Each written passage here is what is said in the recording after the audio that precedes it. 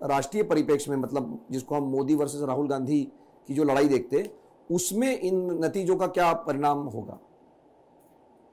देखिए, आने वाले समय में कई राज्यों के अहम चुनाव हैं। महाराष्ट्र और झारखंड के चुनाव 2-3 महीनों में ड्यू हैं। सबसे पहले तो असर इस बात का पड़ेगा कि महाराष्ट्र में आपको पता है दो बड़े गठबंधन हैं, महायुति और महाराष्ट्र विकास अघाड़ी।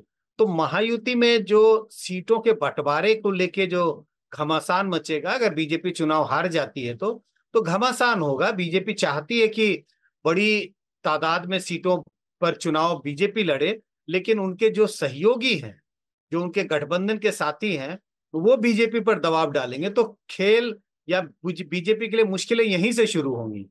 तो सबसे पहले मुश्किल होगी कि कैसे अपने गठबंधन के साथियों से ज्यादा सीटें खींच सके, क्योंकि बीजेपी का लोकसभा में अच्छा प्रदर्शन नहीं करना, हरियाणा का चुनाव हारना, और अगर जम्मू कश्मीर में भी सरकार ना बना पाए तो ये सबसे बड़ा चैलेंज बीजेपी के लिए होगा। आने वाले चुनाव में झारखंड में भी दिक्कतें आएंगी बीजेपी के लिए, और उसके बाद जो दो चुनाव हैं, दिल्ली का चुनाव अगले महीने, अगले साल जनवरी फरवरी में होगा, बीजेपी के लिए राह वो भी आसान नहीं होगी।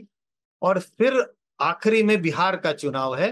बिहार में भी कांटे का मुकाबला होने की पूरी पूरी संभावना इस वक्त दिखाई पड़ रही है।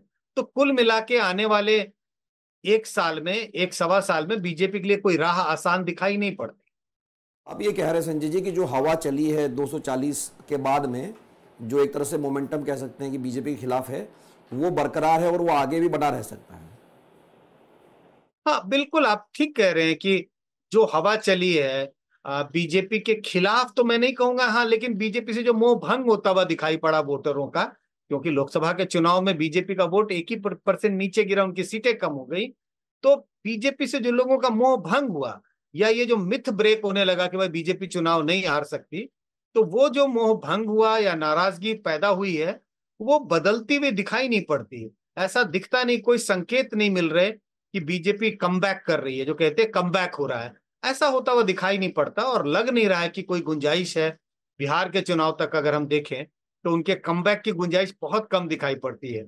और अगर बिहार तक कमबैक नहीं होता तो उसके आने वाले साल और भी मुश्किलों का सामना करना पड़ेगा बीजेपी को। तो बहुत बहुत धन्यवाद संजय जी, इस बातचीत के लिए, हमारे लिए समय निकालने के लिए आपका बहुत बहुत धन्यवाद। हमने सीएसडीएस के डायरेक्टर संजय कुमार जी से बात की। सीएसडीएस लोकनीति का पोस्ट पोल सर्वे आया है जो कि ये कह रहा है कि हरियाणा में कांग्रेस की सरकार बन सकती है, जम्मू कश्मीर में हंग असेंबली आ सकती है। हालांकि कोई सीट का प्रोजेक्शन सीएसडीएस नहीं करता है, सिर्फ वोट शेयर के आधार पर ये हम बात कह रहे हैं या उसका अनुमान लगा रहे हैं। संजय जी का ये भी कहना है कि ये जो बात हरियाणा में या जम्मू कश्मीर में नहीं रुकेगी, अगर यहाँ बीजेपी की सरकार नहीं बनी तो ये महाराष्ट्र, झारखंड और फिर आने वाले साल में दिल्ली और बिहार तक भी जाएगी।